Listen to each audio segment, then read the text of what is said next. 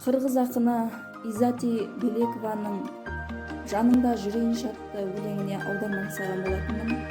Сол өлеңін назарларыңызға ұсынгым келеді. Жаныңда жүрейінші. Күн кірсе, жарық болып тиейінші, шегі жоқ қиялдарға мінейінші. Тамсанып тәтті ұйқыда жатқаныңда, түсіне аққу болып енейінші. Айналып сені көзбен сынайыншы, алдыңнан айқыз болып шығайыншы. Адымдап маған басып келгеніңде, ақырын самайыңнан сипайыншы. Ерніңе, еріндерім тиген кезде, еріксіз көздерімді жұмайыншы. Бал бұл жанып күлімдеп қарап тұрсаң, бақыттың иегіне шығайыншы. Күлкіңнен қуат алып күлейінші, күнімде беркелетіп жүрейінші.